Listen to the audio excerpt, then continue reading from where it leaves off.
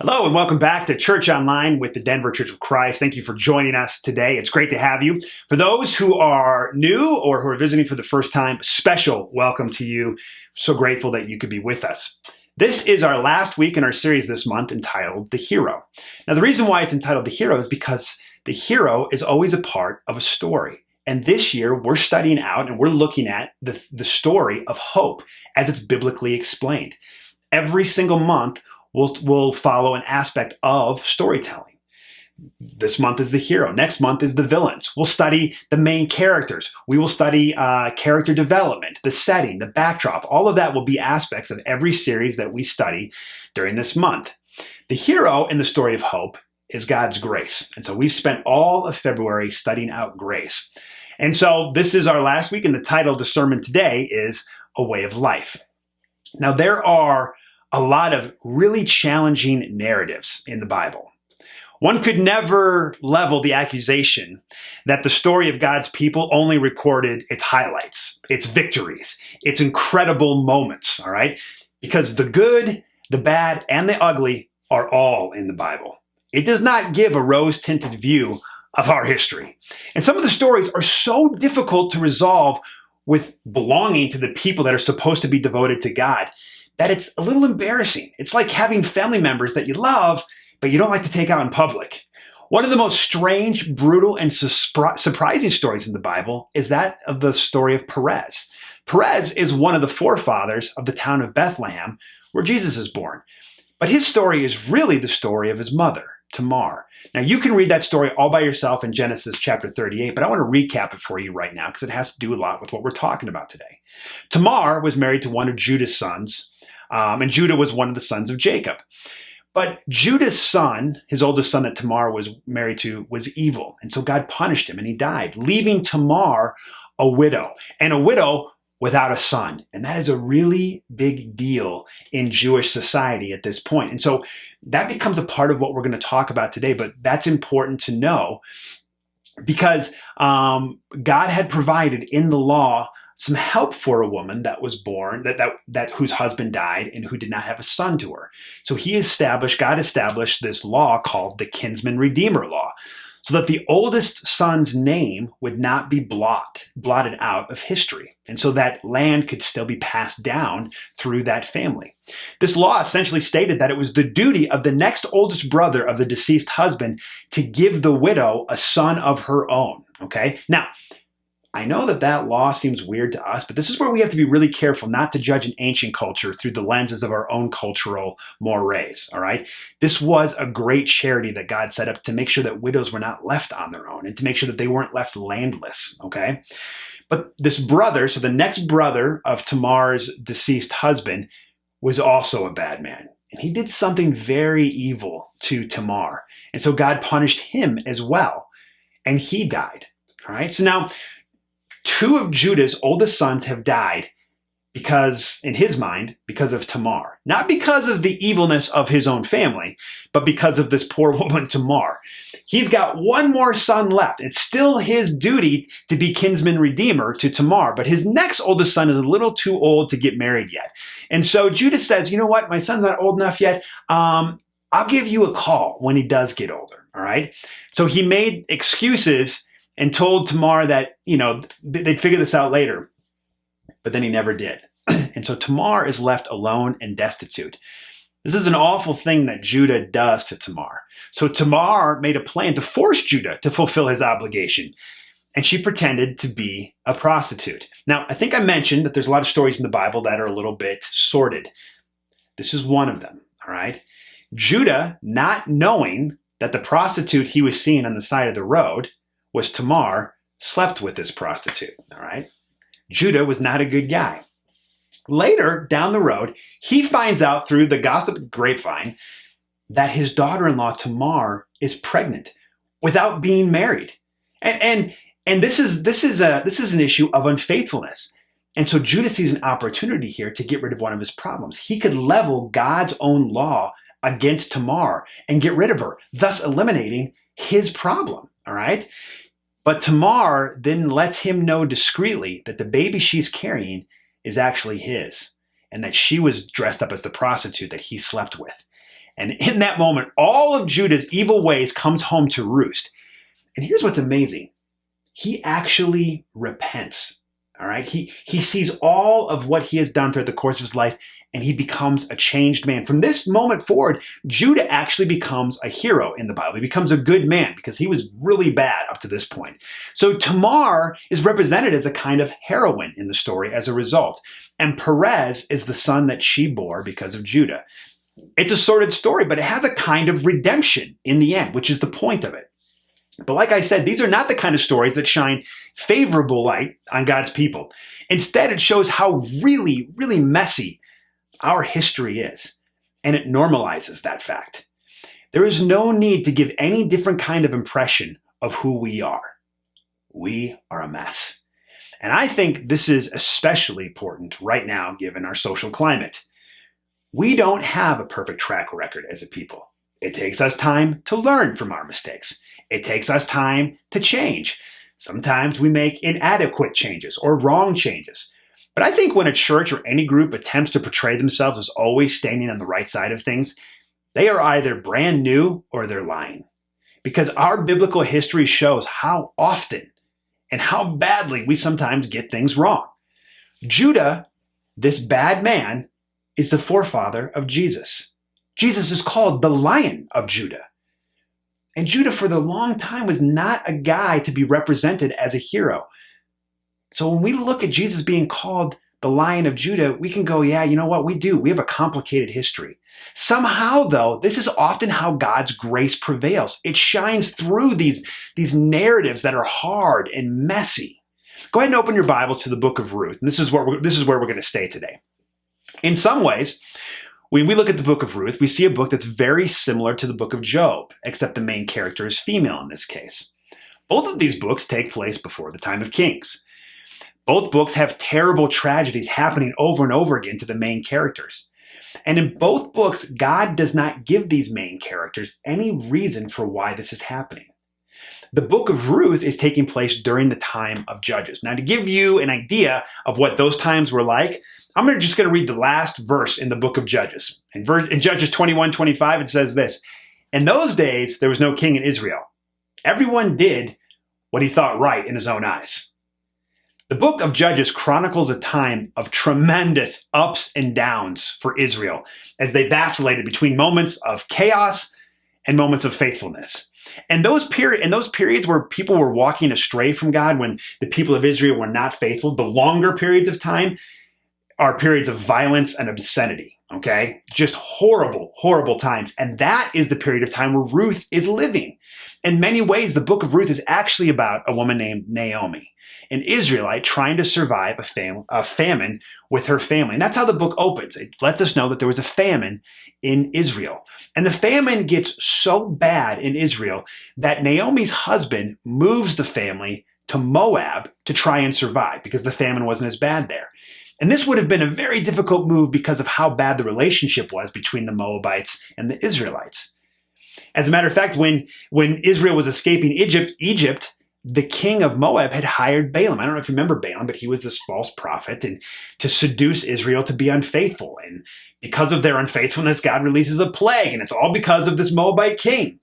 You know, and then it would have been around this time where Ruth is moving to Moab with his family, where a Jew who was also a judge named Ehud was told by God to go kill the king of Moab, Eglon, and he does. And so when Naomi's family is moving into Moab, I'm sure that would not have been a comfortable move. They were living in hostile territory, but it was a desperate move to survive, and one that would have been incredibly uncomfortable.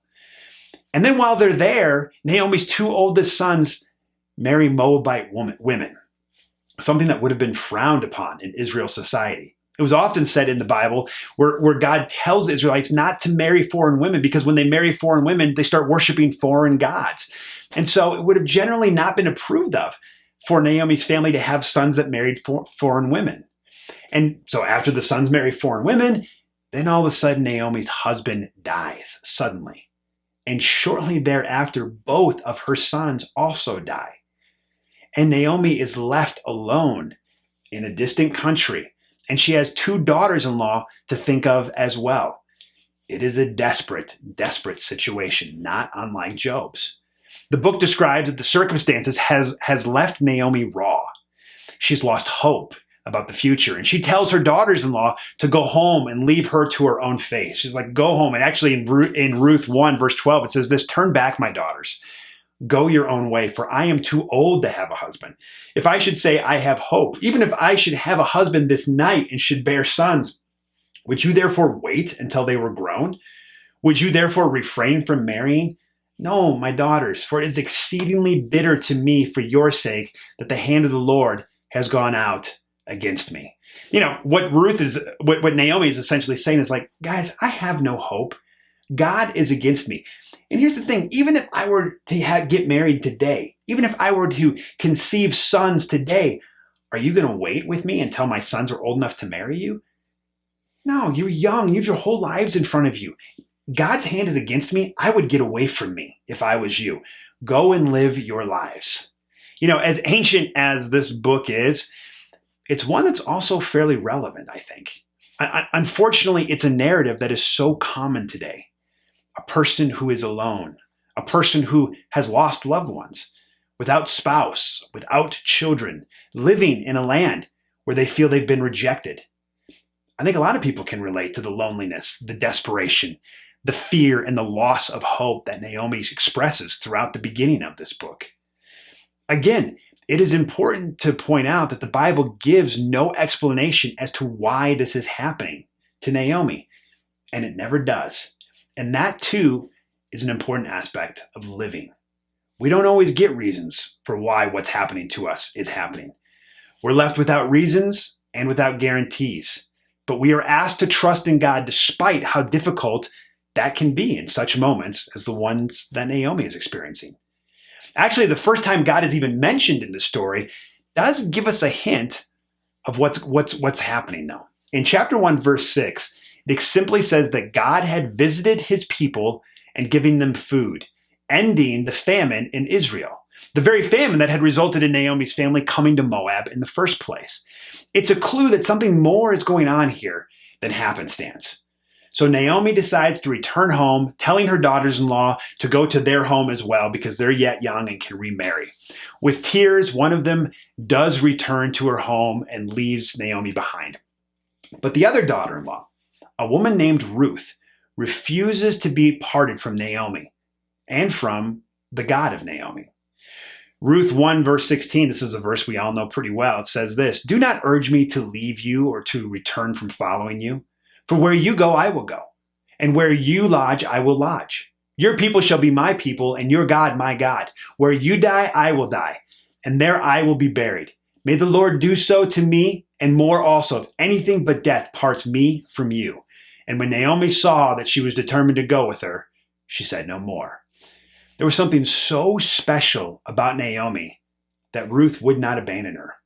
But there was also something very special about what Ruth had learned about Naomi's God, that she also does not want to depart him as well.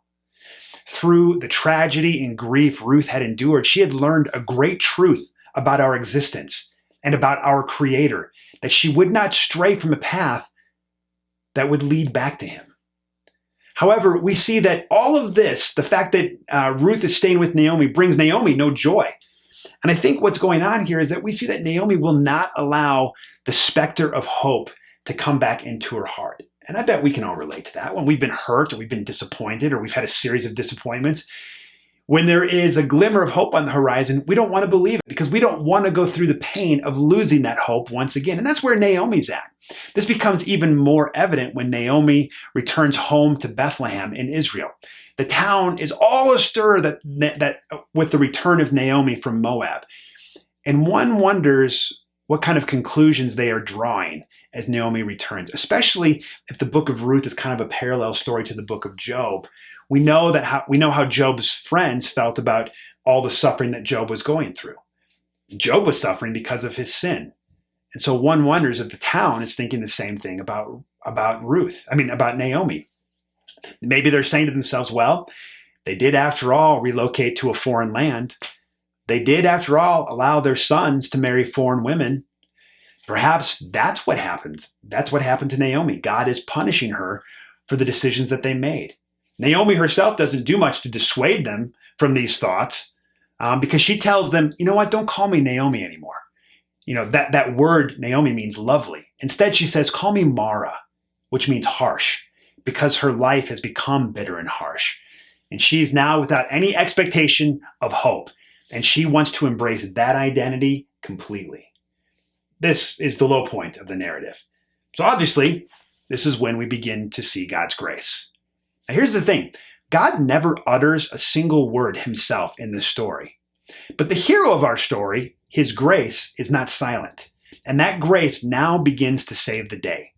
We start to see this the day that Naomi goes out to find the charity of farmers who might let her glean their fields for anything that they've left behind or that they've not picked. But before we get into that, I think that it's important to note something interesting about the book, because the book mentions that Ruth is a Moabite a lot. It seems almost every time her name is mentioned, the book reminds us once again, oh, by the way, she's from Moab. It seems a bit of overkill. Actually, at one point, Ruth 2:6, it tells us twice in the same sentence that she's from Moab. Someone asks, who's that girl? And the verse goes something like that. Oh, that girl's Ruth. She's the Moabite girl who returned with Naomi from Moab. Okay, so twice it's reminding us there. So why is there this emphasis on this? Well, I think it's important to note the difference between what Naomi experienced while living as a foreigner and what Ruth is about to experience in living as a foreigner in Israel. When Naomi lost everything while living in Moab, nobody there offered to help her.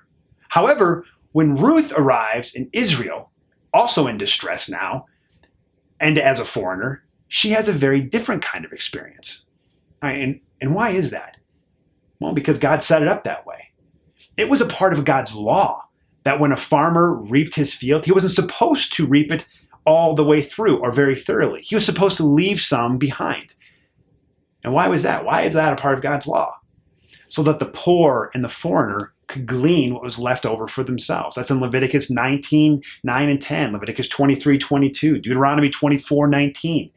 And that's what Ruth is planning to do. She goes out to the fields to glean for her and Naomi, who is not helping because she's still without hope. And while she does that, a man named Boaz notices her, and he learns Ruth's story. And he learns about Ruth's commitment to both Naomi and the Lord. So Boaz decides to help her even more. First of all, he makes sure that no one is going to harass her while she's gleaning. And then he tells his workers to leave even more sheaves behind when they reap so that she can glean more easily. Then he tells her to come back and get more food if they need more the next time. And then he feeds her from his own table. So Ruth returns from Naomi heavy laden with blessings and with food.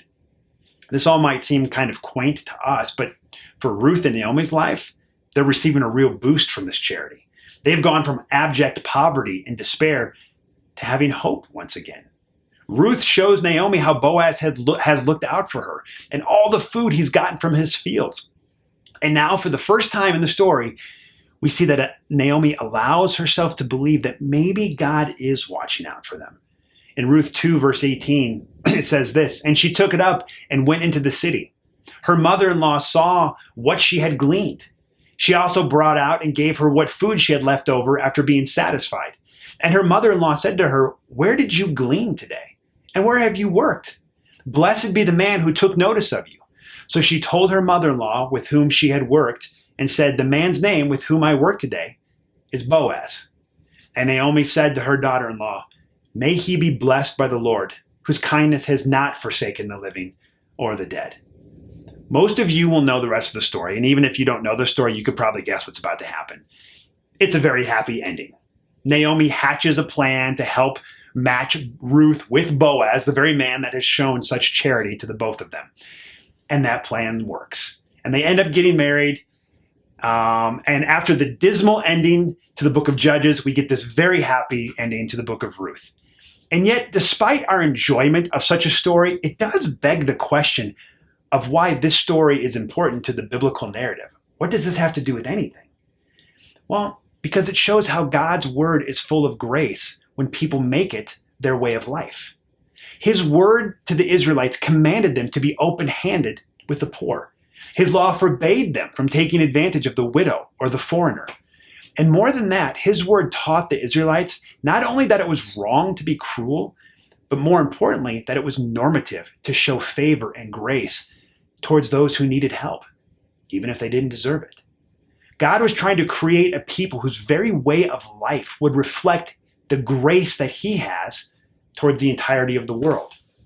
So without God saying anything in the whole book of Ruth, we see what happens when his word becomes a way of life for his people.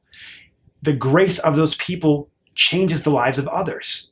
In the end, this story is very rich with meaning and undertones, all right? And that's something too important. That's something important that I'm going to try and explain here, because the end of the book is not just a happy ending for Ruth and Boaz. It shows portents of who God is and what he has planned for all humanity. So Boaz does indeed want to marry the Moabite woman Ruth. And to fully understand the ending, we have to understand how entirely God planned to care for every family in Israel. And I had alluded to this earlier with Judah. When he gave the land of Canaan to the Israelites, every single family was to have a portion of its own land. And it was to remain under the care and stewardship of that family forever. Even if they went into poverty and debt and had to sell that land, they could only sell it for a period of time before ownership eventually reverted back to the original family. The land would get passed down from father to son or from father to daughter forever. Well, Naomi had no children because they died. And now she was in danger of losing her land because she had no offspring. And that's where the kinsman redeemer comes back into play in this story. Just as Judah was supposed to redeem the family of his eldest son and Tamar, now Naomi can have her family redeemed as well. Because if Boaz marries Ruth, then their oldest son will carry on the name of Naomi's family, thus redeeming her entire future. We started by talking about how Judah avoided his responsibility as a kinsman redeemer to Tamar and how awful that story was as a result. And yet God watched out for Tamar and gave her a son, Perez, where they were both eventually redeemed. And now we have another story where Boaz will play the role of kinsman redeemer for Naomi through her daughter-in-law, Ruth. We've come full circle as we watch the wedding of Boaz and Ruth announced in the town of Bethlehem. Ruth 4:11 says this, "Then all the people who were at the gates and the elders said, 'We are witnesses. May the Lord make the woman who is coming into your house like Rachel and Leah, who together built up the house of Israel. May you act worthily in Ephrathah and be renowned in Bethlehem.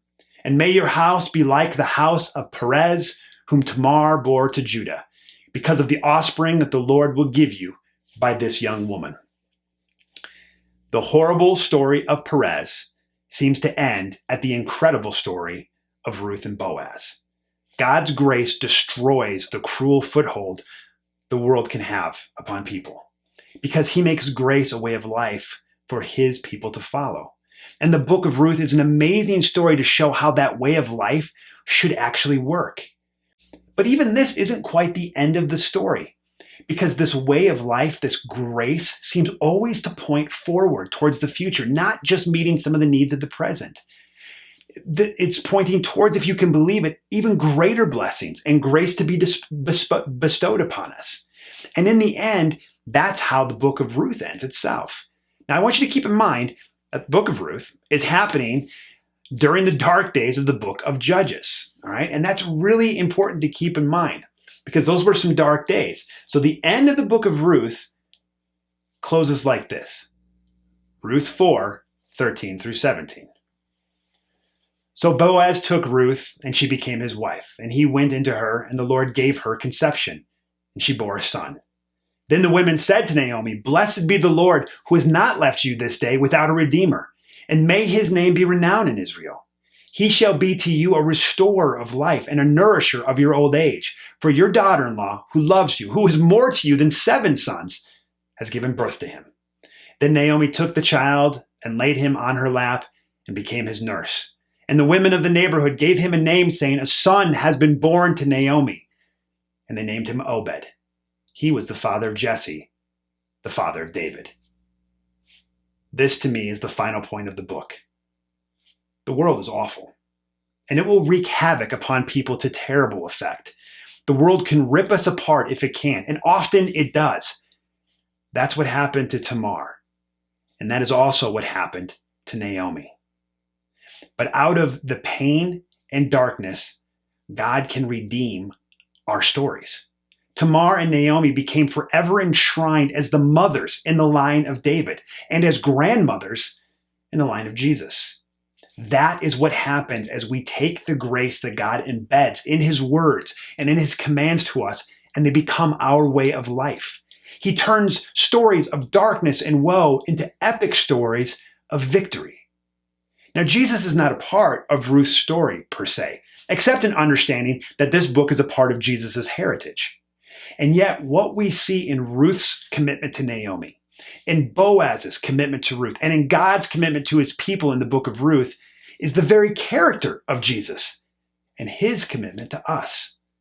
He is our example of grace being a way of life. As we take up our communion now, we ought to appreciate the amazing ways that God pulled people together to be a part of the story that brought Jesus to our world and to save our world. When we make grace a way of life, when we follow the Jesus way, that way of life changes other people's lives. The effect of that grace changes the world. And that was Jesus' plan. Let's go ahead and take up communion right now and pray. Father, thank you so much for the stories that we see in the Bible, the good, the bad, and the ugly. And we see how out of so much darkness, you continue to redeem us, Father. Right now, we want to remember your son who on a dark day was killed and murdered for our sins. And Father, as we take up the bread, we remember the way that he lived. We remember his way of life as being graceful and the way that people were drawn to him as a result, and the way that he changed people's perspectives on our existence, Father. He changed people's lives through his charity. God, help us to imitate that way of life. God, as we take up the fruit of the vine that represents the blood that he spilled for us, we remember his sacrifice and what that sacrifice buys for us. The constant reminder of grace that it is in our lives, Father, brings us hope. Grace is what repairs everything that's broken and dark and messy in our lives so that we can always have hope no matter our circumstances. God, we love you so much. We're so grateful for your son and the promises that his sacrifice brings. It's in his name that we pray. Amen.